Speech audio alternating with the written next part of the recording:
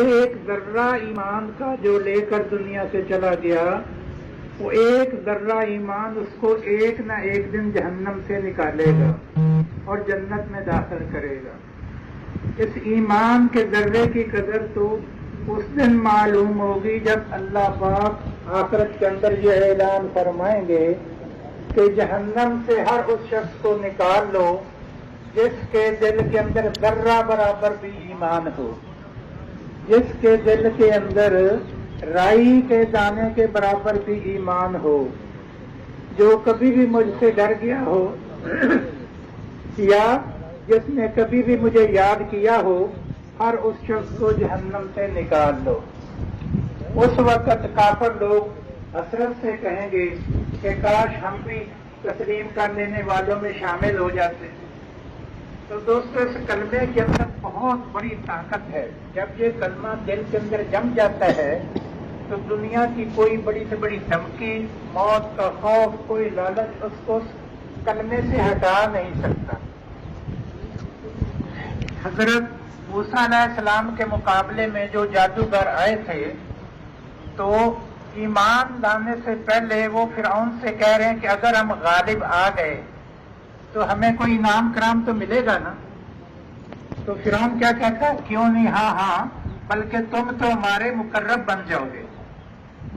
وہ 4 پیسوں کے لالچ میں اس کی خوشامد کر رہے ہیں، لیکن جس وقت حق ان کے سامنے واضح ہو گیا تو اس کے بعد فرعون ان کو کہہ رہا کہ بھی تم نے میری اجازت کے بغیر جو ہے وہ ایمان لے آئے ہو، تب میں تمہارے ہاتھ اور پاؤں مخالف سمت سے کٹوا دوں گا اور پھر تمہیں سولی پر لٹکا دوں گا۔ تو انہوں نے کیا جواب دیا؟ اللہ، انہوں نے کہا کوئی حرج کی بات نہیں، کوئی پریشانی والی بات نہیں، ہم اپنے رب کے پاس واپس چلے جائیں گے، امید ہے تو ہمارے گناہوں کو بخش دے گا کہ ہم پہلے اسلام لانے والوں میں ہیں۔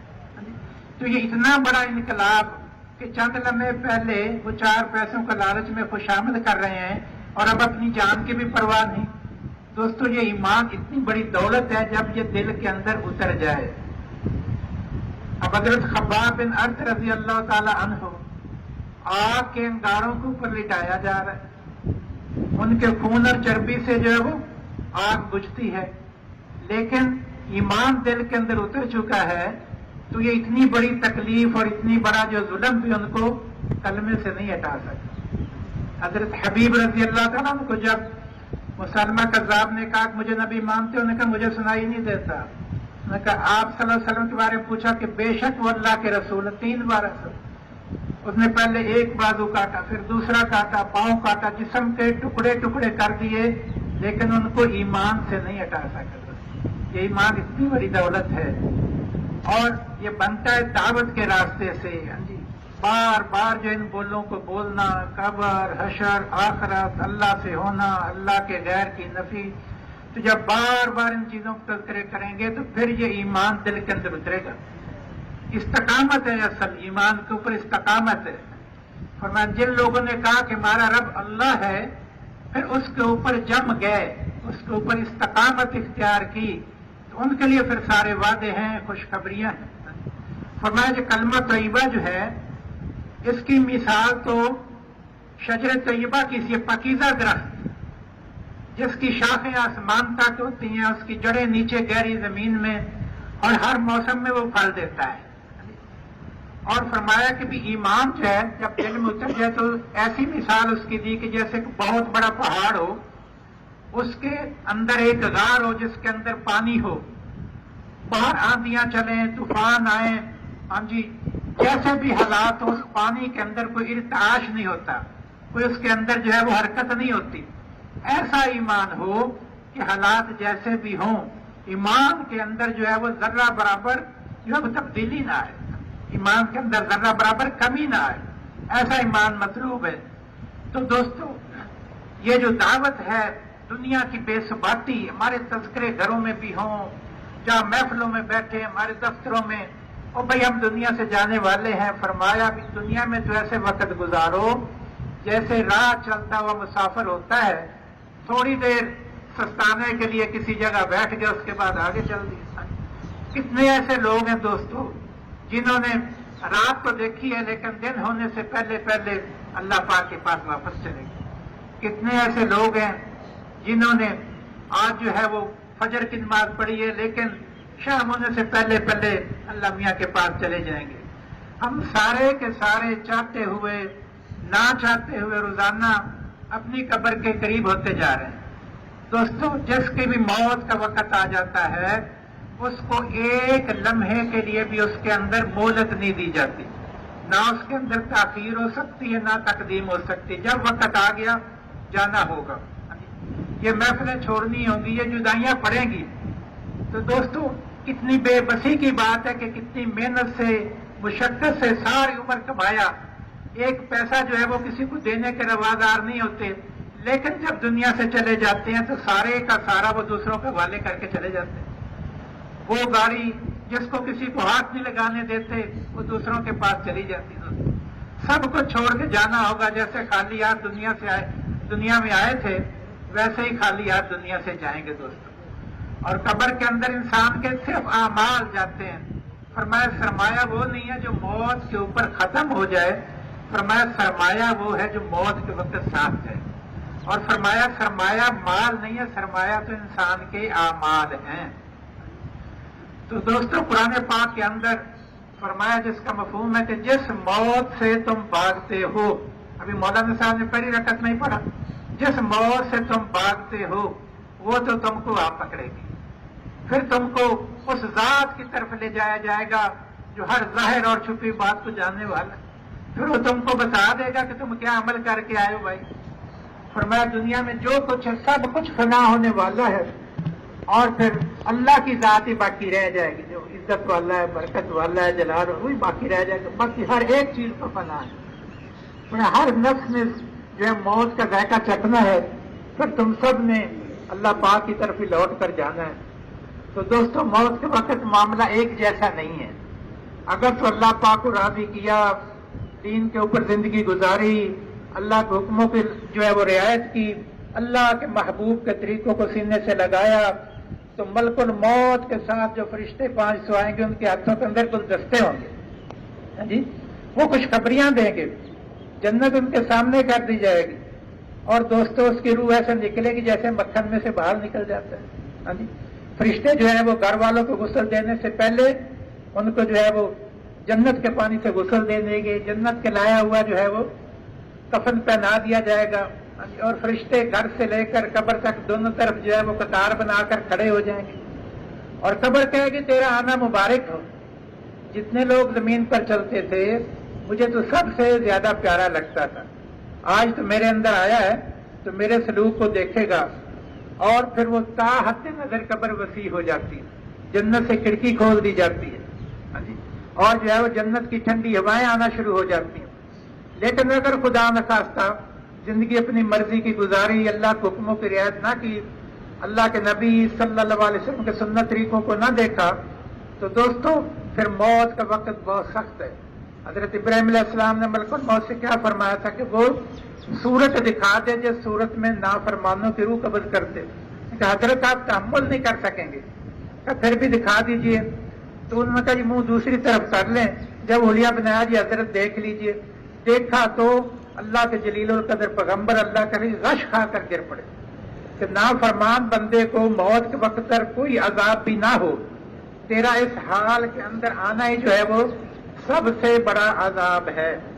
تو دوستو وہ وقت ہم سب کے اوپر آنے والا ہے. کوئی آدمی ایسا نہیں ہے جو کوئی موت کا انکار کرتا. پھر دوستو قیامت ہے. قیامت کے احوال کو اللہ پاک نے قرآن پاک کے اندر مختلف طریقوں سے جو بیان فرمایا ہے کہ جب زمین ایک زوردار زلزلے کے ساتھ ہلا ماری جائے گی، اپنے بوجھ سارے نکال باہر پھینکے گی، انسان کہے گا کہ اسے کیا ہو گیا، ساری خبریں بیان کرے گی. جو اعمال ہم نے زمین کے اوپر کیے ہیں وہ ساری کی ساری خبریں بیان کرے گی، اس لیے کہ اللہ کا حکم ہے اس کو ایسا ہو. پھر فرمایا اے لوگو اللہ سے ڈرو، قیامت کا زلزلہ بڑی چیز ہے. قیامت کا زلزلہ بڑی چیز ہے. فرمایا تم دیکھو گے کہ دودھ پلانے والی اپنے دودھ پلاتے بچے کو بھول جائیں گے اور خوف کے مارے حمل والیوں کے حمل گر جائیں گے. پھر تم دیکھو گے کہ لوگ نشے کی حالت کے اندر ہیں، فرمایا وہ نشہ نہیں ہوگا بلکہ اللہ کا عذاب ہی بڑا سخت ہوگا. اور فرمایا کہ تمہیں پتہ بھی ہے وہ کھڑکھڑا دینے والی کیا چیز ہے؟ فرمایا جس دن لوگ پتنگوں کی طرح اڑتے ہوں گے، پتنگوں کی طرح اڑتے ہوں گے اور پہاڑ روئی کی گالوں کی طرح جو اڑتے ہوں گے. دوستو ہر انسان کو جو ہے اس کا مال نامہ دیا جائے گا، وہ پڑھے گا، فرمایا جائے گا پڑھ اس کا مال نامے کو. اپنا حساب لینے کے لیے تو خود ہی کافی ہے. کہے گا یہ کیسا مال نامہ ہے جس کے اندر نہ کوئی چھوٹی چیز چھوڑی گئی نہ کوئی بڑی چیز چھوڑی گئی. تو دوستو جب کوئی انسان قبر سے نکلے گا 2 فرشتے اس کے ساتھ ہوں گے، ایک آنکھنے والا جو مشرق کی طرف لے جائے گا، ایک ہاتھ کے اندر اس کا مال نامہ ہوگا. اور میں ہر گروہ کو تم دیکھو گھٹنوں کا بل گیا. دوستو یہ سارے قیامت کے احوال جو وہ پیش آنے والے ہیں. پھر جس کا مال نامہ اس کے دائیں ہاتھ میں دیا جائے گا وہ خوشی خوشی نعرہ لگائے گا کہ دیکھو میرا مال نامہ، مجھے تو پہلے ہی یقین تھا کہ میں اپنے رب سے ملنے والا ہوں. دوستو اس کو کہا جائے گا عیش والی جگہ جنت میں داخل ہو جاؤ جس کے پھل جھکے ہوئے ہوں گے، جس کی ساری نعمتوں کا آگے تذکرہ، کھاؤ پیو ان گزرے ہوئے دنوں کے بدلے میں جو تم نے دنیا میں کیے. تو دوستو جس کا مال نامہ بائیں ہاتھ میں ملے گا کہے گا کاش مجھے میرا مال نامہ نہیں ملتا. اس کو پیٹھ کے پیچھے سے اس کو دیا جائے گا کاش موت ہی سارا قصہ تمام کر دیتی. تو دوستو یہ ہماری دعوت ہے، اس کے تذکرے گھروں میں ہوں. دنیا کی بے ثباتی کے اجتماع کا موضوع کیا ہے کہ ہماری زندگی کا رخ پلٹے. دنیا سے جو ہے وہ بے رغبتی ہو، آخرت کا شوق لگ جائے. جنت ہے، جہنم ہے. اب جنت اللہ نے کتنی خوبصورت جگہ بنائی. اللہ کے نبی فرمایا کرتے تھے صلی اللہ علیہ وسلم اصل عیش تو یا اللہ پاک آخرت کا عیش ہے. جنت کے اندر انسان کو کھانے کے اعتبار سے، پینے کے اعتبار سے، رہنے کے اعتبار سے جو کچھ اس کے دل میں آئے گا اس کی ہر خواہش کو اعلیٰ پیمانے پر پورا کیا جائے گا. اور 4 نہروں کا اللہ پاک نے ذکر قرآن پاک کے اندر ایک ہی جگہ فرمایا ہے اور ہر نہر کی خصوصیت علیحدہ علیحدہ بیان فرمائی. فرمایا جنت کے اندر صاف پانی جو اس کی نہریں ہیں وہ پانی جو خراب نہیں ہوگا، اس کی خصوصیت بتائی. پھر فرمایا کہ دودھ کی نہریں ہیں وہ دودھ جس کا ذائقہ تبدیل نہیں ہوگا، جس کا ذائقہ کبھی تبدیل نہیں ہوگا. اور فرمایا کہ شہد کی نہریں ایسا شہد جو کہ نتھرا ہوا ہوگا، ایسا شہد. اور فرمایا کہ ایسی شراب کی نہریں ہیں جو کہ پینے والوں کے لیے سراپا لذت ہوں گی. اور فرمایا جنت کے اندر جو کچھ انسان جو ہے وہ چاہے گا وہ اس کے لیے حاضر کر دیا جائے گا. اور فرمایا اتنا بڑا ملک جہاں تک دیکھے گا اتنا بڑا ملک اور نعمت تو بڑی جنت اسے دی جائے گی. پرندوں کا گوشت جیسا وہ چاہے، بڑے بڑے تکیے لگے ہوں گے، تخت بچھے ہوئے ہوں گے، اور وہاں پر غلام ارد گرد پھرتے ہوں گے. فرمایا دیکھو گے تم ایسے جیسے بکھرے ہوئے موتی ہوتے ہیں.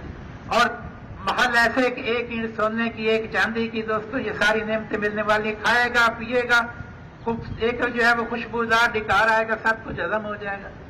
اور یہ سب کچھ ہمیشہ ہمیشہ کے لیے ہوگا. ہمیشہ کی جوانی ہے، بڑھاپے کا نام و نشان نہیں، ہمیشہ کی صحت ہے، کبھی اس میں بیماری نہیں.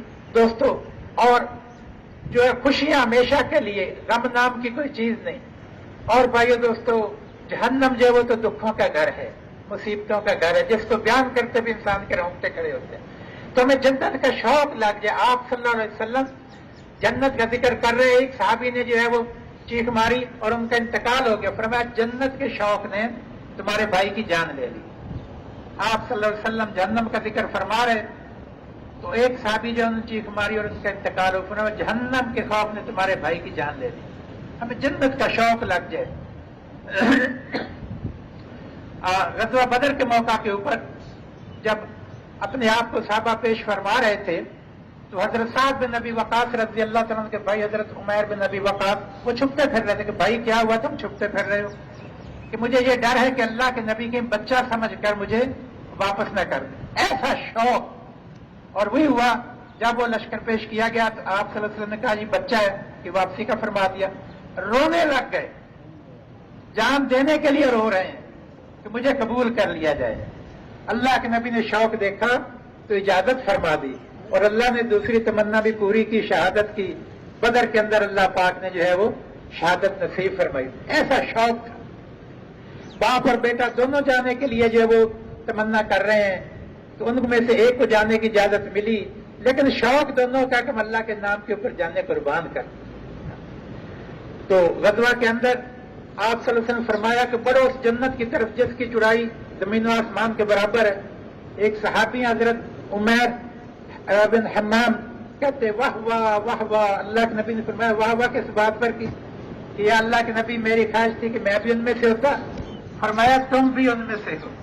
کھجوریں کھا رہے تھے ان کو پھینک دیا کہ کھجوروں کے کھانے کا زمانہ تو بڑی لمبی زندگی ہے. اب جا کر جہاد میں شریک ہوئے اللہ پاک نے ان کو شہادت نصیب فرمائی. ایسا جنت کا شوق لگا ہوا. تو دوستو اب صلح حدیبیہ کے موقع کے اوپر جان دینے کے لیے اللہ کے نبی بیعت کر رہے ہیں. کس چیز میں بیعت کرو کہ حضرت عثمان رضی اللہ تعالیٰ کے جو قتل کی جو افواہ پھیل گئی تھی کہ ہم ان کا بدلہ لے کر جائیں گے, تو سارے کے سارے 1400 کے قریب صحابہ سے سب نے بیعت کی کہ ہم جاننے دے دیں گے یہاں سے واپس نہیں جائیں گے. یہ تھے دوستو. قرہ دادا جا رہا ہے کہ جو جائے گا وہ واپس نہیں آئے گا. تو قرہ دادا جب 20-21 کے قریب صحابہ کھڑے ہو گئے, جو جا رہے ہیں اس کو مبارکباد دی جا رہی, جان دینے کی تشکیل ہے. تو دوستو مرنا تو ہے ہی, اگر اللہ کے راستے میں جان نہ بھی گئی تو پھر بھی موت تو آئے گی. حضرت خالد بن ولید رضی اللہ تعالیٰ عنہ, ان کی قبر کے اوپر لکھا ہے کہ پوری دنیا کے بزدلوں کو میرا یہ پیغام دے دو کہ موت جو وہ تیر اور تلوار سے نہیں آیا کرتی. جسم کا کوئی حصہ ایسا نہیں ہے جس کے اوپر تیر یا تلوار کا زخم نہ ہو, لیکن آج جو وہ چارپائی کے اوپر جان دے, اس کا مفہوم ایسے. تو دوستو اللہ کے اوپر جان دینے کا شوق ہو, جنت کا شوق لگ جائے. جب جنت کا شوق ہوگا تو دنیا کی نعمتوں اندر جی نہیں لگے گا, یہاں گزارا کرے گا. تو دوستو اب کیسے سارے کے سارے لوگ اس جنت میں جانے والے بن جائیں, جنت کا ہمیں شوق لگ جائے. اس کے لیے اللہ پاک نے ہمیں اپنا دین عطا فرمایا ہے. اللہ پاک کے سارے حکموں کو اللہ کے محبوب صلی اللہ علیہ وسلم کے سنت طریقوں کے مطابق پورا کرنا. صرف عبادات کا نام دین نہیں ہے, بلکہ جتنے اللہ پاک حکم ہیں بھی کیا بولنا ہے کیا نہیں بولنا, جو کوئی کلمہ ہم زبان سے نکالتے ہیں وہ اسی وقت یہ نگران فرشتے بیٹھے وہ اس کو لکھ لیتے ہیں, ایک لفظ بھی نہیں چھوڑتے.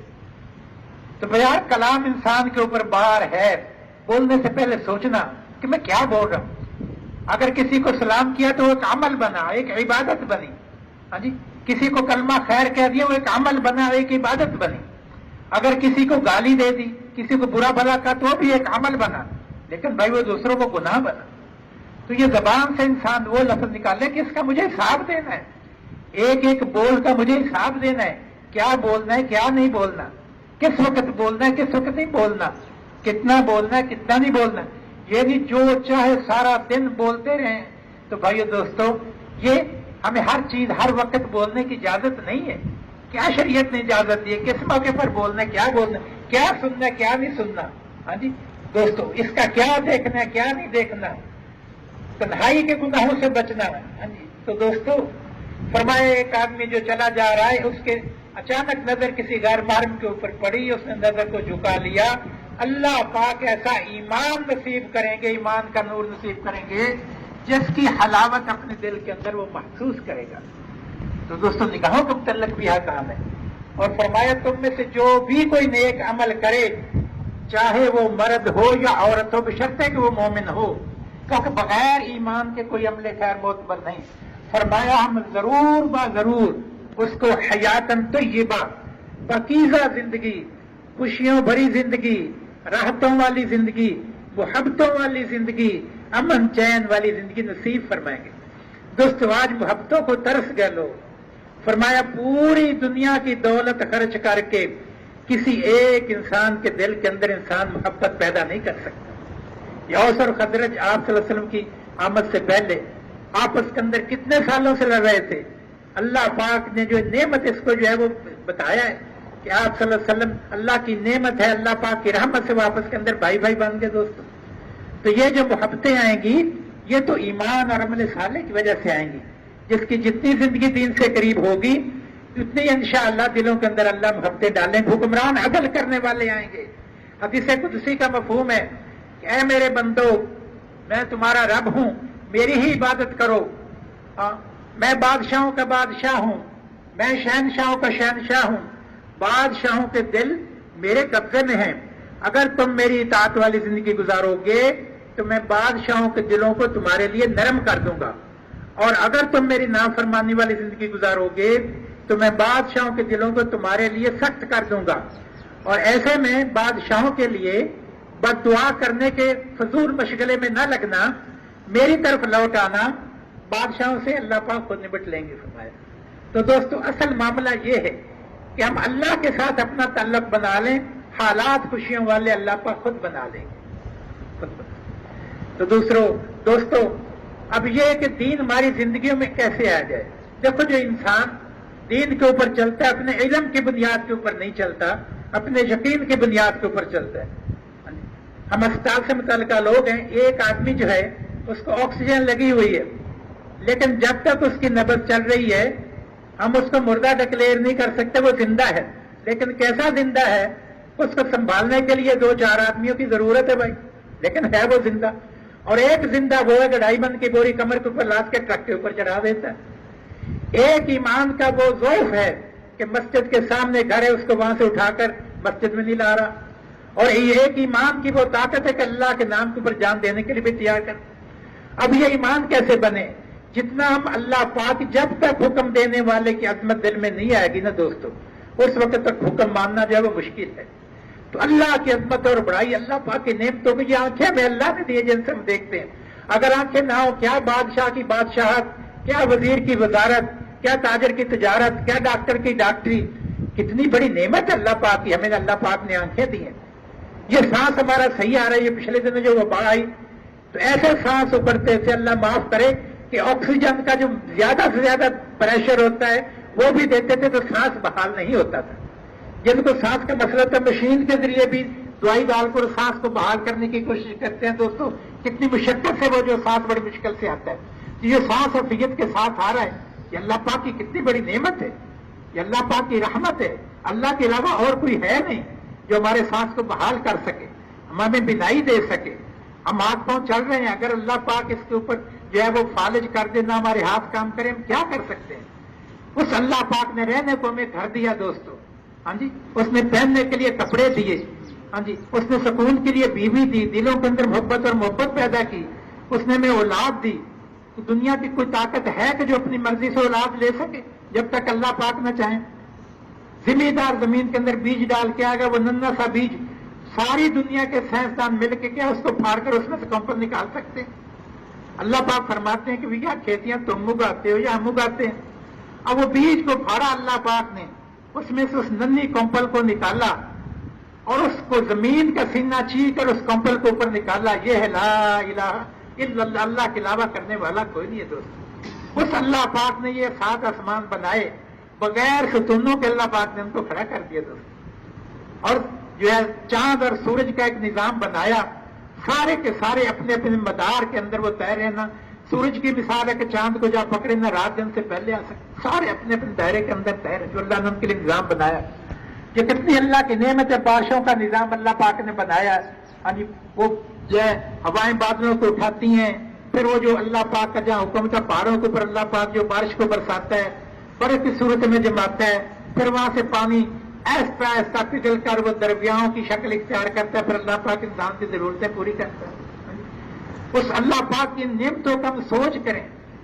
سمندر کتنا بڑا ہے، پہاڑوں جیسی ایک ایک اس کی موج ہوتی ہے، وہاں بحری جہاز کو جو چلا رہا ہے وہ اللہ پاک اپنی قدرت سے چلا رہا ہے۔ اگر اللہ پاک جو ہے وہ ایسی موجیں بھیج دے، مخالف موجیں بھیج دے، کوئی ہے جو اس بحری جہاز کو منزل تک پہنچا سکے؟ ایک اکیلی اللہ پاک کی ذات ہے دوستو، اس ذات کو ساتھ لینا۔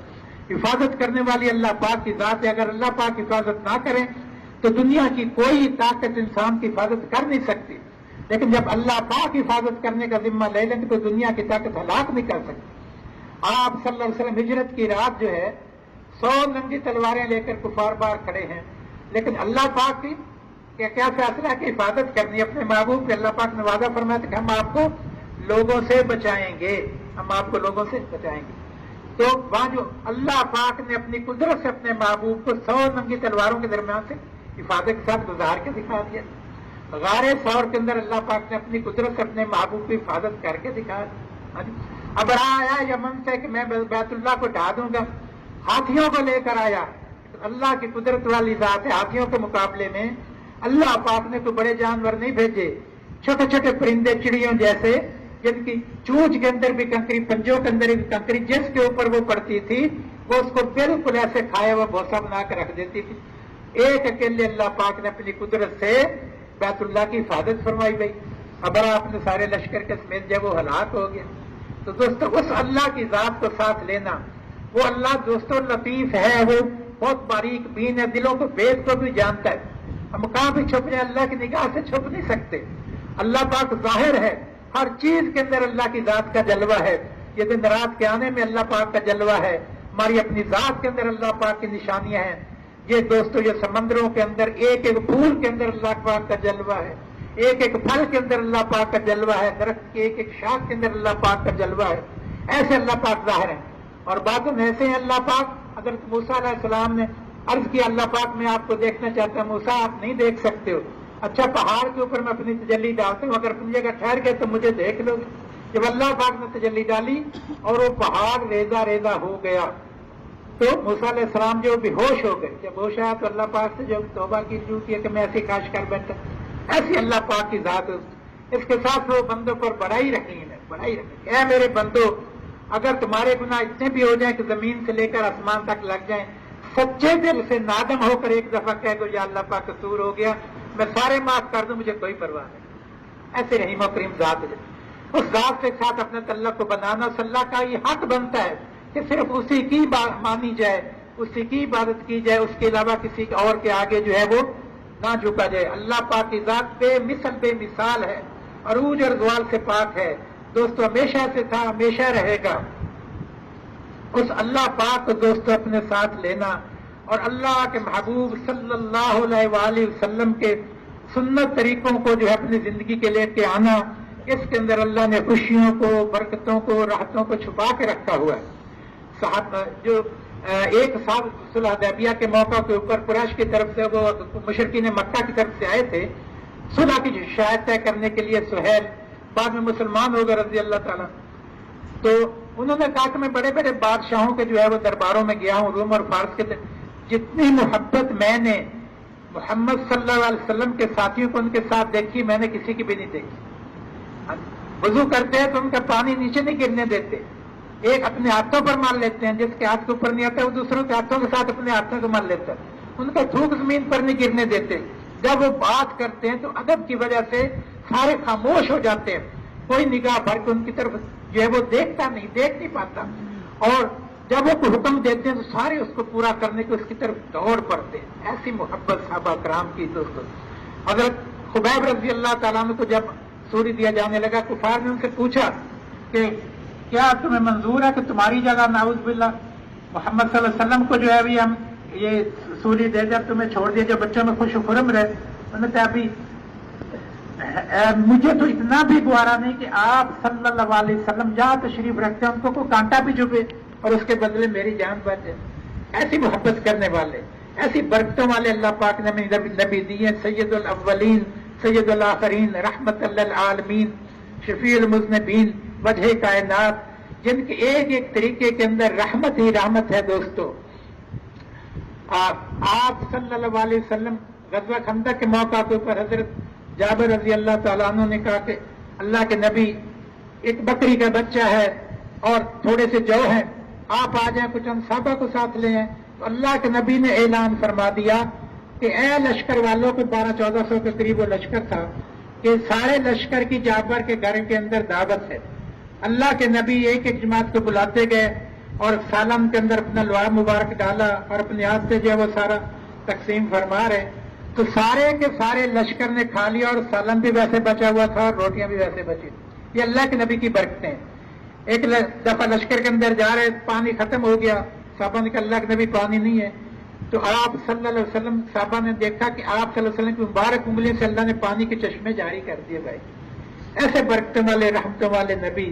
تو دوستوں ان کے ایک ایک طریقے کو اپنی سنت یا اپنی زندگیوں کے اندر سنت طریقے کو لے کر آنا، صبح سے لے کر شام تک، ہاں جی، گھر سے لے کر بازار تک، تو ہر ایک عمل کے اندر اللہ کے نبی کا سنت طریقہ اور لباس کیسا پہننا ہے۔ بچوں کو شروع سے ایسے تربیت کریں، یہ نہیں کہ ابھی تو بچے مکلف نہیں ہیں، شروع سے سنت لباس کا عادی بنائیں، کھانا کیسے کھانا ان کی تربیت کریں، لباس کیسا پہننا ان کی تربیت کریں، گھر سے نکلنے کے آنے کے سارے آداب ان کو سکھائیں، اور ہر کام کے اندر یہ دیکھنا کہ اللہ کے نبی کا کیا طریقہ ہے۔ حضرت عثمان رضی اللہ تعالیٰ عنہ جب صلح حدیبیہ کے موقع پہ اللہ کے نبی نے اپنا سفیر بنا کر بھیجا تو انہوں نے جو لنگی باندھی تھی آدھی پنڈلی تک تھی، تو ان کے قبیلے والوں نے کہا کہ عثمان آپ کے قبیلے والے تو ایسے لنگی نہیں باندھتے، آپ نے یہ ایسے باندھی۔ انہوں نے کہا جب سے مدینے والے کو دیکھا قبیلے والوں کو دیکھنا چھوڑ دیا۔ تو دوستو یہ نہیں کہ جیسا دیش ویسا بیس نہیں، جیسا دیش نبی کا بیس۔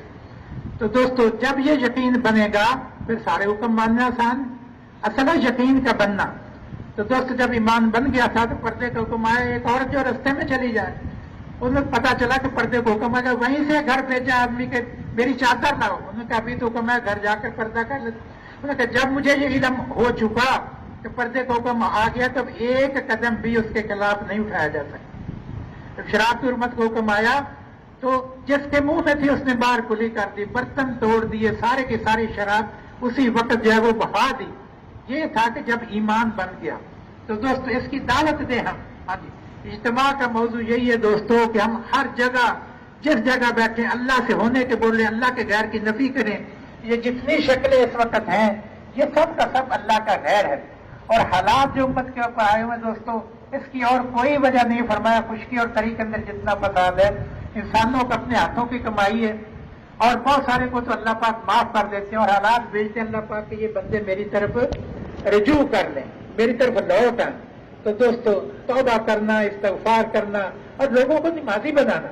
اب یہ دیکھو کتنے بڑا حال امت کے اوپر آیا، لیکن دوستو مسجد کے اندر نمازیوں کی تعداد کوئی زیادہ بڑی نہیں ہے۔ ہونا تو یہ چاہیے تھا کہ سارے کے سارے اللہ پاک کے سامنے جھک جاتے، بھائی کتنا بڑا حال امت کے اوپر آیا ہوا ہے۔ ہاں جی، مسجدوں کے اندر جگہ نہ ملتی، جب اذان ہوتی تو سارے کے سارے کاروبار بند کر دیتے، وہ بڑے کا بلاوا آ گیا۔ دیکھو دوستو ہم سارے کے سارے چاہتے ہیں ہماری پریشانیاں ختم ہو جائیں، ہمارے دکھ دور ہو جائیں، کسی بزرگ کے پاس جاتے ہیں، کسی کو جا کر دعا کراتے ہیں کہ ہماری یہ پریشانی ختم ہو جائے۔ اب اللہ پاک کیا فرما رہے ہیں، 5 دفعہ دن میں یہ آواز لگوا رہے ہیں کہ جس کا جو مسئلہ میرے در پہ آ جائے میں اس کی مشکل دور کر دوں۔ تو اس اللہ پاک کا حکم ماننا، جب اذان ہو جائے دوستو یہ فکر لگ جائے کہ بھی کوئی آدمی اس وقت چلتا پھرتا نظر نہ آئے۔